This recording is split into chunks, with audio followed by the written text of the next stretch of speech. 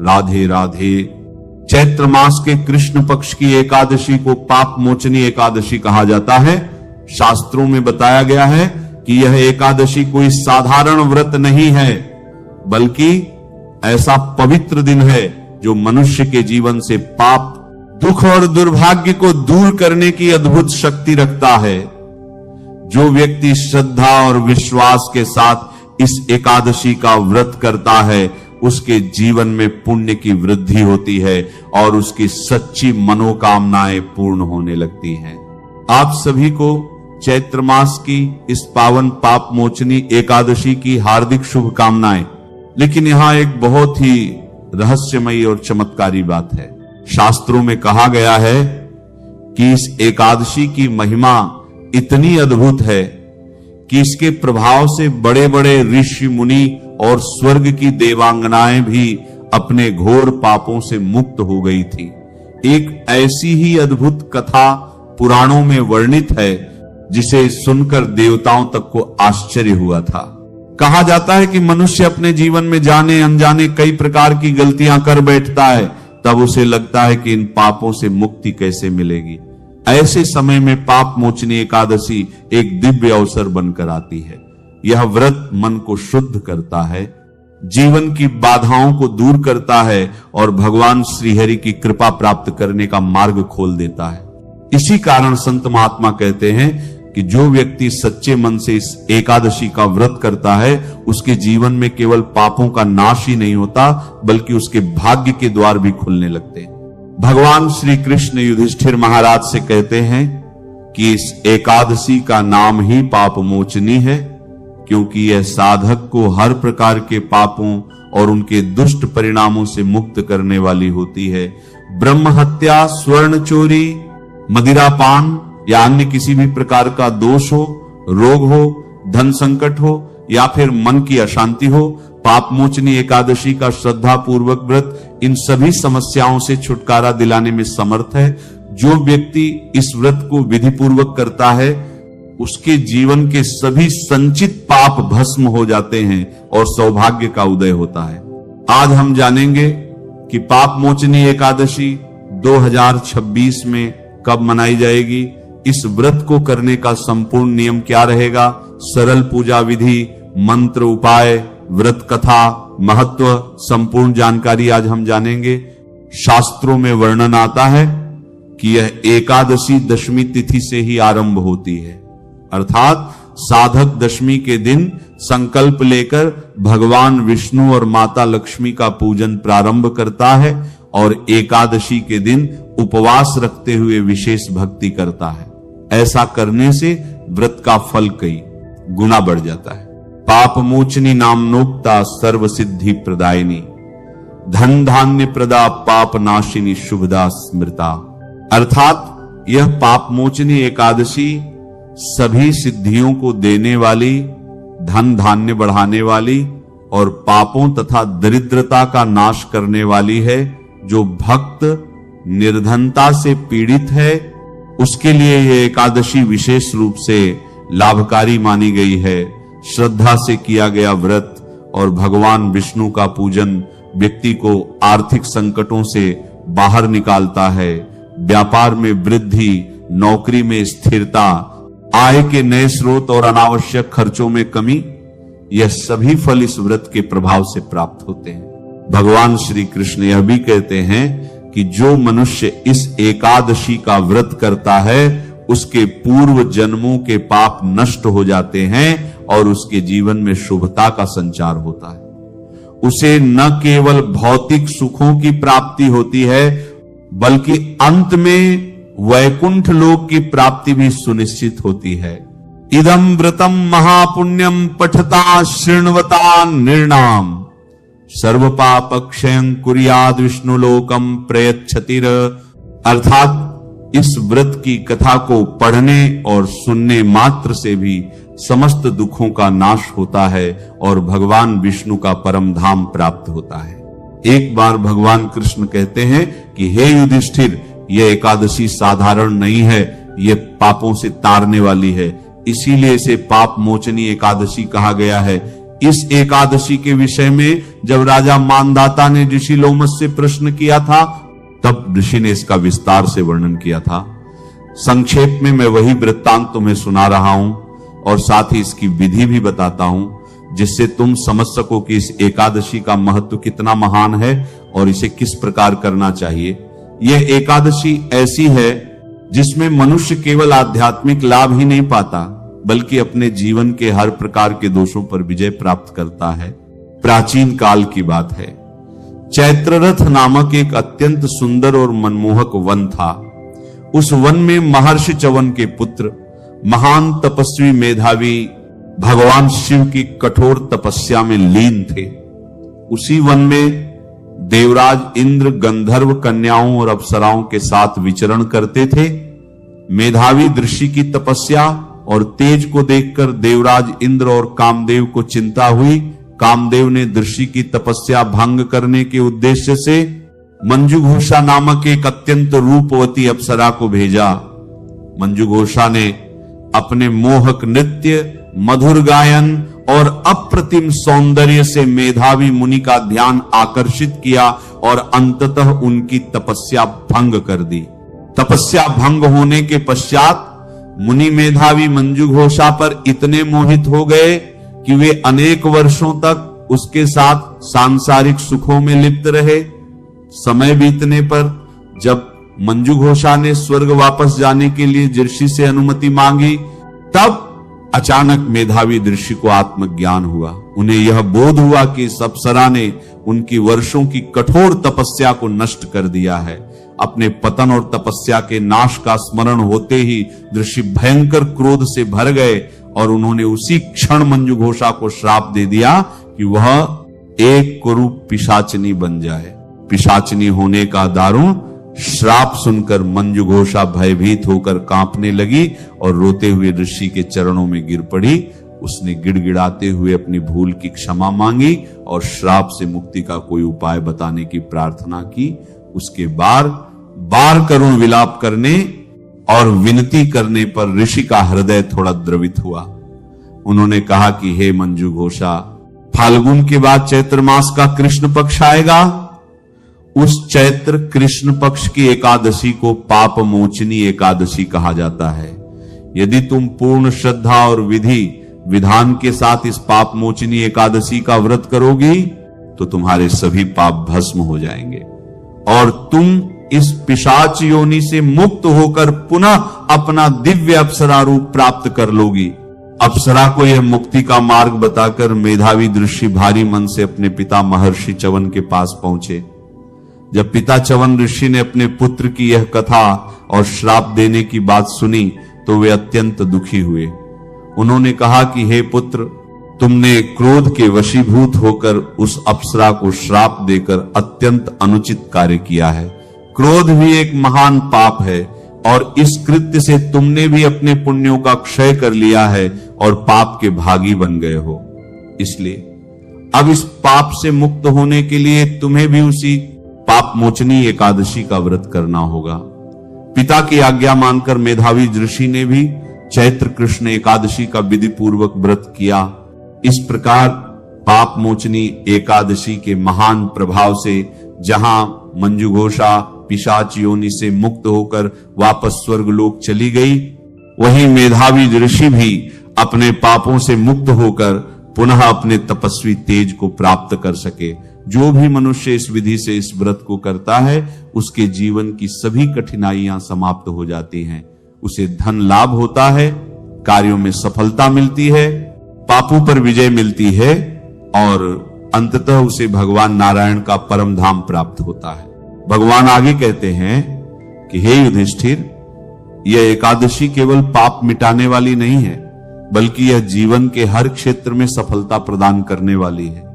जो व्यक्ति निर्धन है, यदि वह इस एकादशी का व्रत श्रद्धा से करता है तो उसकी दरिद्रता दूर हो जाती है। जो रोगी है, उसे आरोग्य की प्राप्ति होती है। जो विद्यार्थी है, उसे विद्या में सफलता मिलती है। जो व्यापारी है, उसके व्यापार में वृद्धि होती है। इस एकादशी का नाम लेते ही मनुष्य के भीतर सकारात्मक ऊर्जा का संचार होता है। इसका स्मरण करने मात्र से पापों का नाश होता है। जो व्यक्ति इस एकादशी की कथा सुनता है वह भी महान पुण्य का भागी बनता है। मुनि ने आगे कहा कि इस एकादशी की विशेषता यह है कि इसकी स्थापना दशमी तिथि को ही की जाती है। दशमी के दिन प्रातः काल स्नान करके स्वच्छ वस्त्र धारण करें, इसके बाद एक चौकी पर लाल या पीला वस्त्र बिछाएं, उस पर थोड़ा सा गेहूं या चावल रखें और उसके ऊपर एक कलश स्थापित करें। कलश मिट्टी, तांबा, चांदी या सोने का हो सकता है, लेकिन लोहे या स्टील का नहीं होना चाहिए। कलश में शुद्ध जल भरे और उसमें आम या अशोक के 5 पत्ते लगाएं, उसके ऊपर ढक्कन रखें और ढक्कन पर अक्षत रखें। अक्षत के ऊपर भगवान नारायण की प्रतिमा या चित्र स्थापित करें। यदि प्रतिमा उपलब्ध न हो तो चित्र भी स्वीकार्य है। इसके बाद दशमी के दिन ही संकल्प लें कि मैं कल पाप मोचनी एकादशी का व्रत करूंगा और भगवान नारायण की कृपा से अपने पापों से मुक्ति प्राप्त करूंगा। उस दिन से ही ब्रह्मचर्य का पालन करें, सात्विक भोजन करें और प्याज, लहसुन, मांस, मदिरा, मसूर की दाल, चना और कांसे के बर्तन का त्याग करें। एकादशी के दिन ब्रह्म मुहूर्त में उठकर स्नान करें, स्वच्छ वस्त्र पहने और उस स्थान पर बैठे जहां कलश स्थापित है। पूजा की सामग्री जैसे रोली, चंदन, पुष्प, धूप, दीप, नैवेद्य, फल, मिठाई, पान, सुपारी, लौंग, इलायची, नारियल आदि एकत्र करें। यदि संभव हो तो घी का अखंड दीपक जलाएं जो पूरी रात जलता रहे। सबसे पहले स्थान और सामग्री को जल से शुद्ध करें, फिर आचमन करें और तिलक धारण करें। इसके बाद संकल्प ले कि मैं पापमोचनी एकादशी का व्रत भगवान नारायण की प्रसन्नता के लिए कर रहा हूं। भगवान को स्नान कराएं, वस्त्र अर्पित करें, जनेऊ अर्पित करें, चंदन और पुष्प अर्पित करें, धूप दीप दिखाएं और नैवेद्य अर्पित करें। इसके बाद हाथ जोड़कर प्रार्थना करें कि हे प्रभु, मेरी सभी बाधाएं दूर करें और मुझे पापों से मुक्ति प्रदान करें। फिर पापमोचनी एकादशी की कथा सुने या पढ़ें। दिन भर भगवान के नाम का स्मरण करें, भजन करें, कीर्तन करें और निराहार या फलाहार रहें। संध्या के समय पुनः दीप प्रज्वलित करें और भगवान की आरती करें। रात्रि में जागरण करें और भगवान के नाम का स्मरण करते रहें। अशुद्ध बातों से, निद्रा से और आलस्य से दूर रहें। द्वादशी के दिन प्रातः काल स्नान करके भगवान की पूजा करें। फिर ब्राह्मण को भोजन कराएं या यथाशक्ति दान दें। इसके बाद स्वयं पारण करें। पारण में पहले जल लें, फिर फल ग्रहण करें और उसके बाद सात्विक भोजन करें। ध्यान रखें कि एकादशी के दिन अन्न का सेवन नहीं करना चाहिए। नमक, मिर्च, मसाले और तामसिक पदार्थों से दूर रहें। केवल फल, दूध या जल ग्रहण करें। जो निर्जला व्रत कर सकते हैं वे निर्जला व्रत करें। शास्त्रों में कहा गया है कि इस एकादशी का व्रत करने से मनुष्य को वही फल मिलता है जो हजारों यज्ञ करने और गौदान करने से मिलता है। यह व्रत मनुष्य के जीवन को शुद्ध करता है और उसे धर्म के मार्ग पर स्थापित करता है। जो व्यक्ति बार बार असफल हो रहा हो, यदि वह इस व्रत को श्रद्धा से करे तो उसकी असफलता समाप्त हो जाती है। जो व्यक्ति शत्रुओं से पीड़ित हो, यदि वह इस व्रत को करे तो उसके शत्रु शांत हो जाते हैं। इस एकादशी का मुख्य भाव यह है कि मनुष्य भगवान के चरणों में स्वयं को समर्पित कर दे। जब मनुष्य अहंकार छोड़कर भगवान की शरण में जाता है तो भगवान स्वयं उसके जीवन का भार उठा लेते हैं। इसीलिए हे युधिष्ठिर, इस एकादशी का व्रत अवश्य करना चाहिए और दूसरों को भी इसके विषय में बताना चाहिए। जो इस एकादशी का प्रचार करता है वह भी महान पुण्य का भागी बनता है। जो माता पिता अपने बच्चों के लिए इस एकादशी का व्रत करते हैं उनके बच्चों का भविष्य उज्जवल होता है। जो पति पत्नी मिलकर इस व्रत को करते हैं उनके दाम्पत्य जीवन में मधुरता आती है।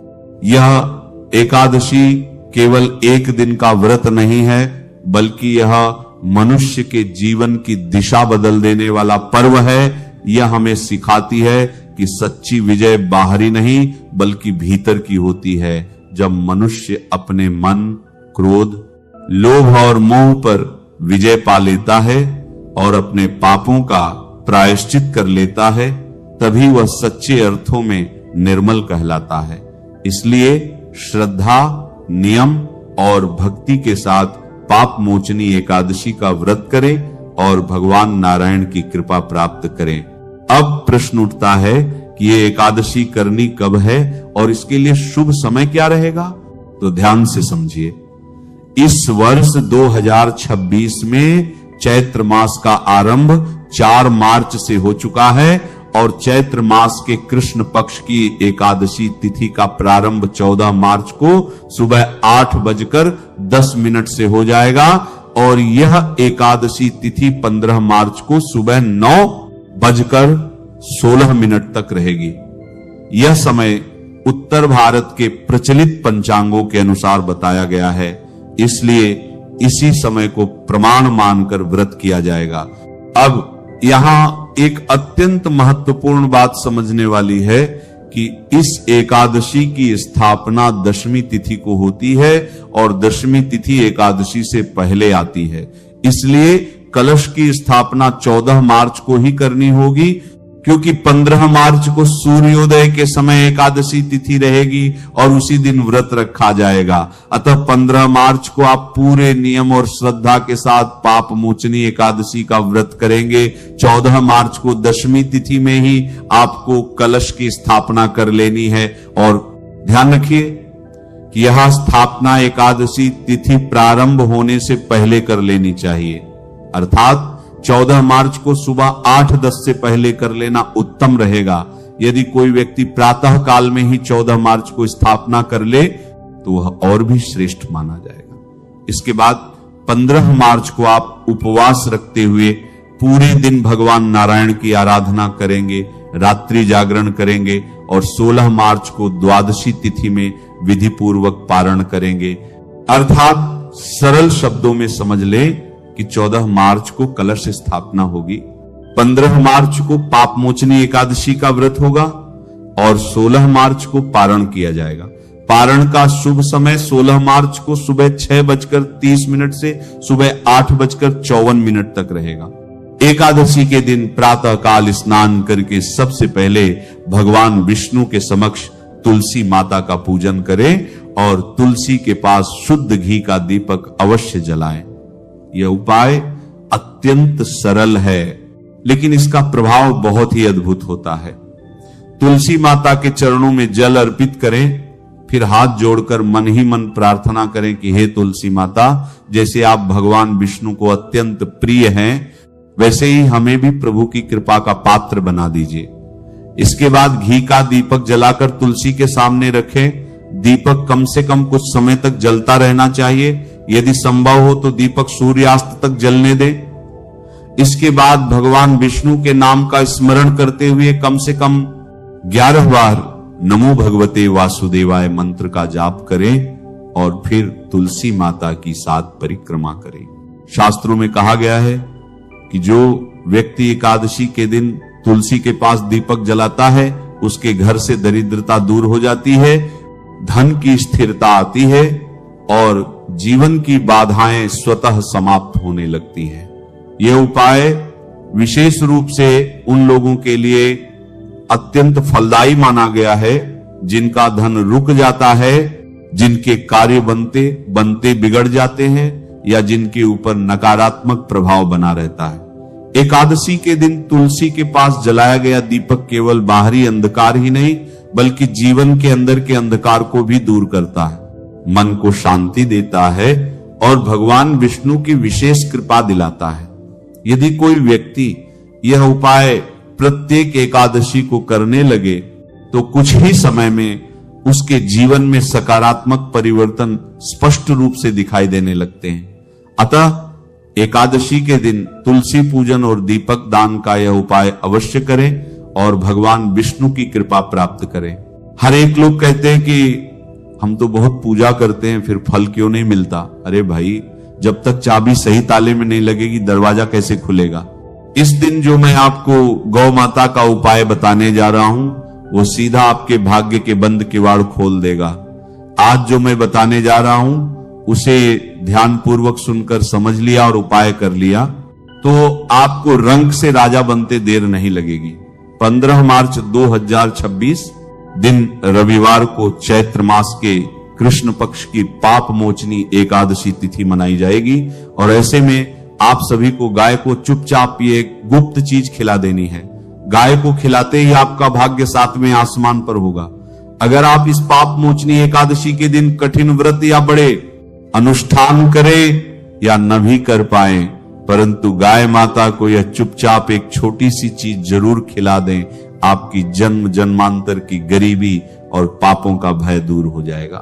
15 मार्च 2026 रविवार को पाप मोचनी एकादशी पड़ रही है और इस दिन किया गया छोटा सा कर्म भी जीवन में बड़ा बदलाव लाता है।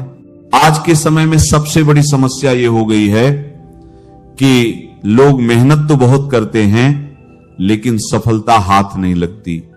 कोर्ट कचहरी के मामले उलझते हैं, शत्रु हावी रहते हैं या पैसा टिकता नहीं, एक कर्ज उतरता है तो दूसरा चढ़ जाता है, घर में बिना कारण तनाव रहता है, काम बनते बनते अटक जाते हैं। शास्त्रों और पुराने अनुभवों में बताया गया है कि ऐसी स्थिति तब बनती है जब पुराने कर्मों या पितरों से जुड़ी कोई कमी रह जाती है या पूर्व जन्म के संचित पाप सामने आते हैं जो बार बार जीवन में रुकावट बनकर सामने आती है। इसीलिए हमारे सनातन धर्म में एकादशी का बहुत महत्व बताया गया है। इसे व्रतों का राजा कहा जाता है। खासकर पापमोचनी एकादशी ऐसी मानी गई है जिस पर किया गया दान, सेवा और संयम जीवन की दिशा बदल देता है। यह दिन केवल भूखे रहने का नहीं है बल्कि अपने जीवन की अव्यवस्था और पापों को पुण्यों में बदलने का अवसर माना गया है। अब बात आती है गाय की। गाय को हमारे धर्म में केवल एक पशु नहीं माना गया, गौ माता में 33 कोटि देवी देवताओं का वास कहा गया है। भगवान श्री कृष्ण स्वयं गोपाल थे और गायों की सेवा करते थे। पाप मोचनी एकादशी के दिन गौ सेवा करने से अश्वमेध यज्ञ के समान फल मिलता है। इसी कारण एकादशी जैसे दिन पर गौ सेवा को विशेष फलदायी माना गया है। शास्त्रों में एक सरल सी बात कही गई है, गौ विश्वस्य मात्र, अर्थात गाय विश्व की माता है और सभी प्रकार के सुख देने वाली होती है। इसका अर्थ यह नहीं कि गाय ही चमत्कार कर देती है, बल्कि इसका अर्थ यह है कि गाय के माध्यम से किया गया कर्म सीधे श्री हरिविष्णु तक पहुंचता है। पाप मोचनी एकादशी के दिन सुबह जल्दी उठना चाहिए। अगर ब्रह्म मुहूर्त में उठ सके तो और अच्छा, नहीं तो सूर्य निकलने से पहले उठने की कोशिश करें। उठने के बाद नमो भगवते वासुदेवाय का स्मरण करें। गाय को अगर पाप मोचनी एकादशी के दिन सादा भोजन कराया जाए जैसे हरा चारा या दूब घास, तो शास्त्रों में बताया गया है कि शरीर में चल रही अनेक प्रकार की बीमारियां धीरे धीरे शांत होने लगती हैं। खासकर जिन लोगों को लंबे समय से कोर्ट केस, शत्रु भय या असफलता का सामना करना पड़ रहा है, उनके लिए ये उपाय रामबाण है।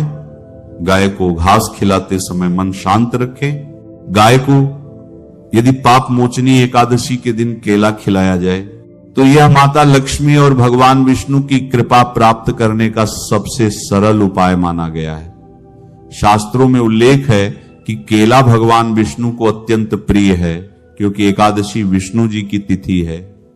जब गाय माता को यह फल खिलाया जाता है तो धन और सफलता से जुड़ी रुकावटें तत्काल हटने लगती हैं।